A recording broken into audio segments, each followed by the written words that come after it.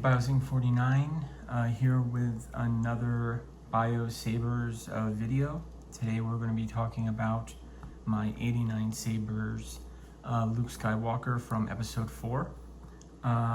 So yeah, let's get into it. The reason why I chose to purchase this one first is because this is the first saber that you ever see in Star Wars. In 1977 when it released, the first time you see it is when Obi-Wan Kenobi gives this to Luke and says, "This is your father's lightsaber," and that he wanted to give it to you. That basically he was going to give it to Luke when he became of age. I would guess that would be somewhere between 4 to 6. I think that's pretty much when the younglings start. I mean, you see it in episode 2 with Yoda training the younglings. And of course the younglings is the first step of, becoming a Jedi. So I think he wanted to prepare this saber when he was living on Tatooine. I think he wanted to prepare it pretty quickly. And I have a couple of theories why. The first is pretty obvious, that I think he wanted to start training Luke when Luke reached the age of like 4 to 6, when normal younglings start their training. But of course, Uncle Owen was like, no, not happening. And that's also reflected in the TV show. Uncle Owen and old Ben Kenobi don't necessarily get along very well. But anyway, now the configuration that this Graflex saber is in is basically it was set up by Kenobi.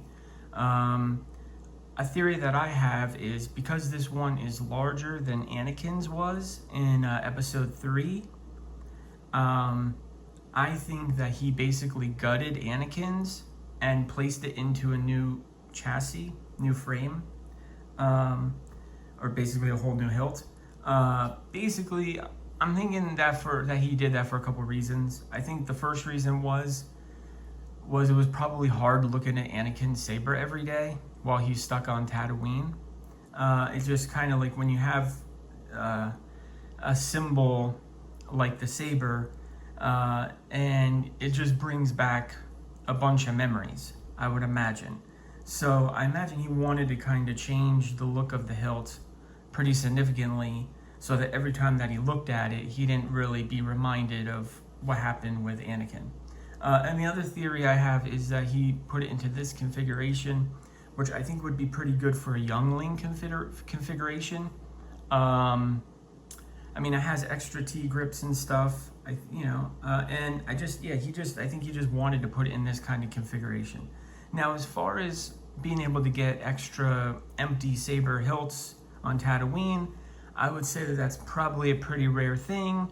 However, right after episode 3 with Order 66, a lot of Jedi were killed, and I have a feeling that a bunch of sabers hit the galactic black market.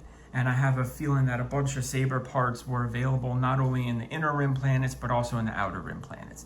That's my theory. So let's get into this saber. I'm glad that this was the first one that I purchased. I do want to talk about where I purchased it from. I did purchase it from Saber Bay. Let's get into it. So yeah, these 89Sabers lightsabers come with a couple of really cool things. The first thing here is the stand. You get this stand, and this is pretty cool. Pretty easy to put together. You can see here that there's space for the head of the screw. So when you're trying to screw this in, if you have this flipped around and you're like, why can't I screw it in? You have to look here and you have to make sure that this wider side is on the outside. Now I left my protective film on the bottom, but I took it off of the sides and I took it off from in here, only because I figured that this is resting on a table or something. It would be nice if this didn't get all scratched up immediately. Now another thing, a thing that I ran into when I built this, which was when I placed the saber on it, it was like really kind of wonky, and I couldn't figure out like what I was doing wrong, because it really sort of had this angled look, and I was like, really, is this how it's supposed to be? It seems like it's really taken a nosedive down here, and I'm like, what is going on here? And that's when I realized that some of these stands come with what I call a small side and a large side. And this is actually, the indentation here is wider. So what you want to do is figure out how you want to display your saber, which I want to display this one like this. And that means that with the T-grips over here, I wanted to put the large side on the right side to handle the T-grips, and then this is just going to handle the centerpiece of the hilt here, which is much the diameter is much smaller.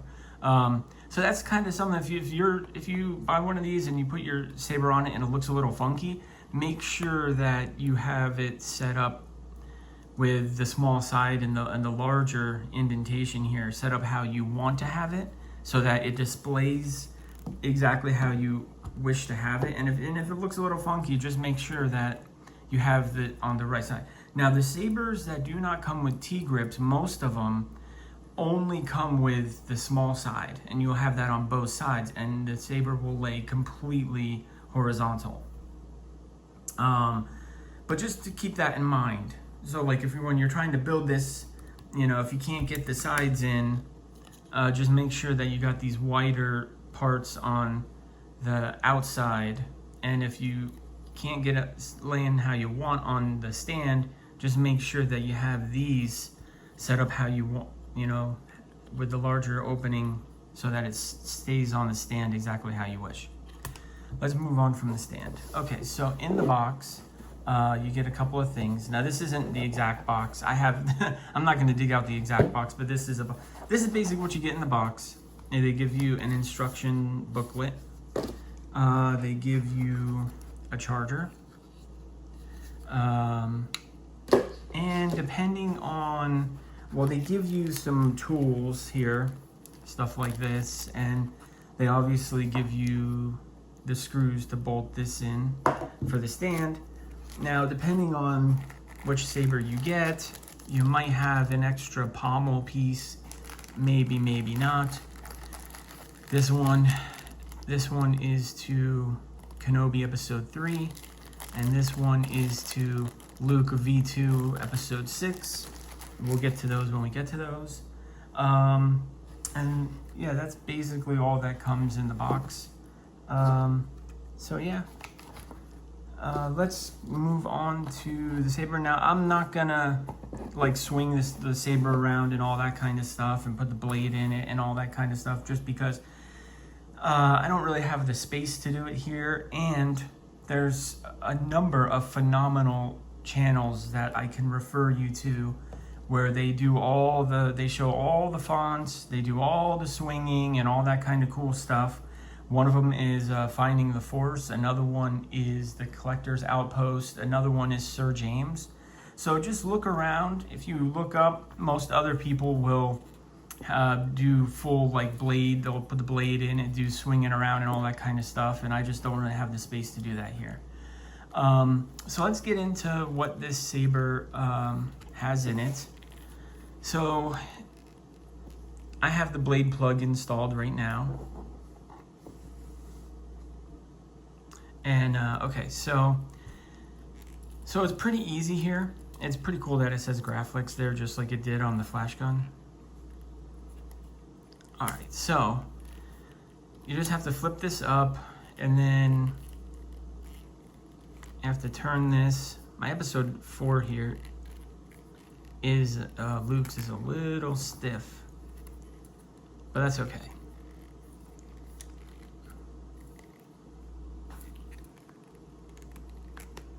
There we go. That comes off. And this is your lower portion.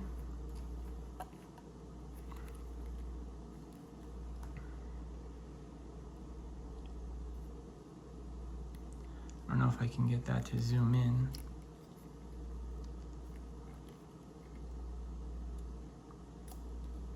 Anyway, that's pretty cool. And it has all the 7T grips that it should have on it. So that's cool.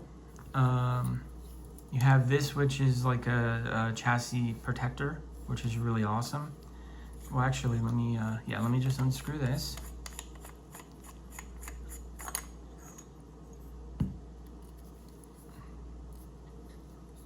And then I'm just gonna turn this all the way.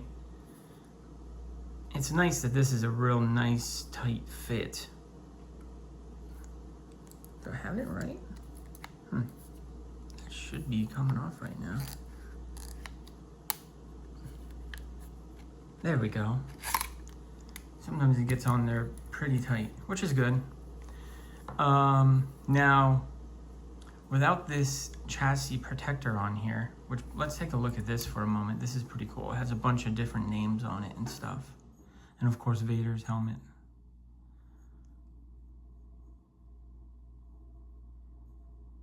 Yeah, this is pretty awesome. This protects the chassis and the speaker a bit. So that's pretty cool. And let's take a little bit better look at this clamp. It says Graflex on it. And it has that calculator bubble strip. And then now, when you don't have the chassis support on here, this can get a little wobbly. So you always want to make sure that before you put the bottom back on, make sure you put this just so that the chassis is more supported. Now it probably will turn on when I unplug it. It does that sometimes. Okay, this time it didn't. So you can see here, this is the chassis. Here's the kill switch. Here's the Profi board 3.9. Here's the buttons here and the battery. Now this one shows pretty clearly. It's indicated right here. I don't know if that'll focus at all. You can kind of see it's a little fuzzy. There's a plus symbol there and a minus symbol there, like on this end. That way, you know, you can just line that up when you go to put it back in. So here's the plus. I am a Jedi, like my father before me.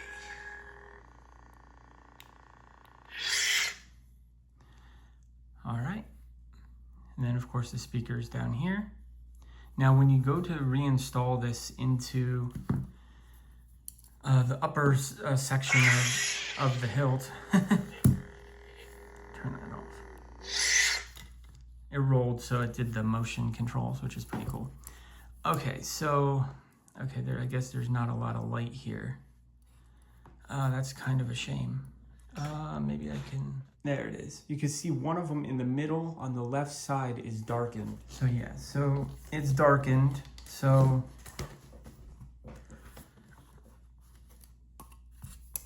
what you do is there's one on here that's darkened as well, which is this one.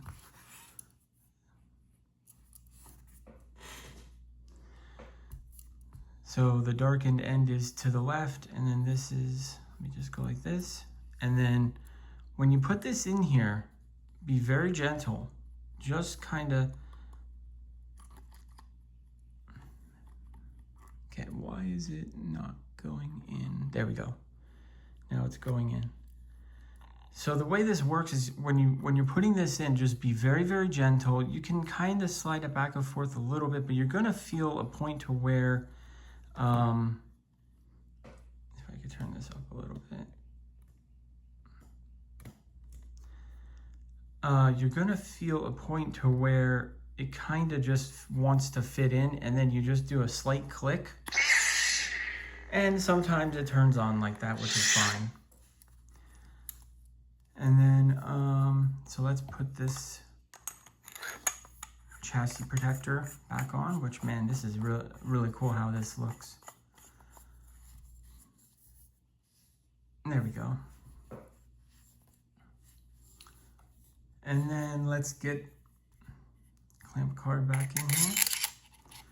Now let's not mess this up because it's very, very easy to set it up like the Empire, the Empire version here. So let's get the bunny ears on the right side, or the correct side, I should say. There we go. Okay, so as far as knowing exactly where to line these up, in the diagrams, it says that if the bunny ears are at 12 o'clock, then it should be closer to the 3 o'clock position, kind of like that. However, this is my Hasbro, which used to be a Master Replicas Force FX. And when you kind of do the same thing here, well, this one's a little different because this piece here is actually a little farther away. But you can definitely see, let's see if I can just adjust this camera just a little bit more. There we go. You can kind of see, if you do put the bunny ears at the 12 o'clock, it is definitely not at the 3. It's more like at the 2. And on this one, wait, no. This one it's closer to here, because I noticed that like this side of here kind of lines up with this side of here, but that totally doesn't work on this one because this one's in a different. Yeah, this one's farther away. So because it's farther away, it's a bit harder to kind of get that exact, because this won't line up with the edge of this anymore. It kind of lines up with the opposite edge. But it still kind of fits in that, well, maybe this is a little too much, but there's about like the 2 o'clock. And that's good for there. And then you can see on here, it has the 7, the Hasbro one, it has the 7 grips, the T grips, and they're kind of split here between this clamp card there. So that's pretty easy to do with this. So if I turn it all the way, it lines up a little wrong, but you can just easily kind of turn it back. Actually, I want to move it a little bit more to kind of get that about accurate look. Yeah, that looks pretty good. And there we go. It's pretty easy to put all back together. And of course, if you're like less finicky than I am about making sure that it's in the correct locations, then it's not as big of a deal. But I kind of want it to kind of fit more or less how it should. So then, of course, this is a 2-button system. This activates it. It's pretty cool here. On the New Hope one, you can see the light through the glass eye. That's a really cool feature. And of course there, through the emitter portion, and through the, you see the light through the bunny ears as well. It's pretty cool. You have, this is like your, if someone was shooting at you and you were deflecting it, that's pretty cool. Let's move on to a different, I'm not going to go through all of the fonts. Master Qui-Gon. There's Qui-Gon's. Now, this saber does not have very good sound venting. It really kind of doesn't, unfortunately. But you can easily turn the volume higher. You just, I think it's you hold this button, Volume menu. and then you can just turn it, and it goes higher. Exiting volume menu. So then it's a bit louder, and it kind of comes out here, the sound. Master window.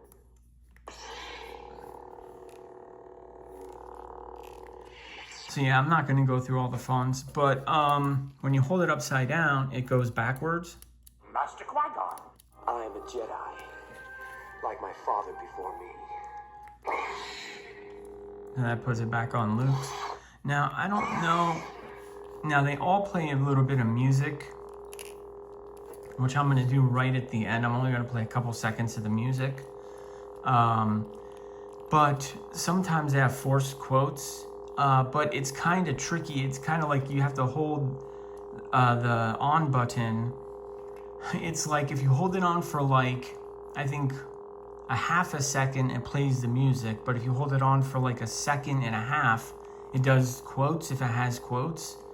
I'm gonna try to do quotes, but if it does the music, then I guess this is the end of the video. But yeah, I mean, I absolutely love this saber. It's like just perfectly designed. I will have more of these videos coming out soon with the different ones that I have purchased, and I will say who I've purchased them from and everything. And yeah, so this pretty much wraps up the video. So let's see, I don't know if this has any force quotes. I don't know if this font has any force quotes, or it might just go right to the music and then I'll cut the video. So anyway, I'll catch you guys in the next video. Okay, so that's where a force quote should have been, but it wasn't. Yeah. Some of them have force quotes though.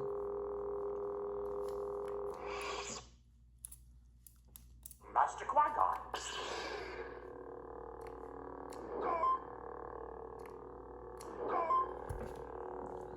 Yeah. I am a Jedi, like my father before me.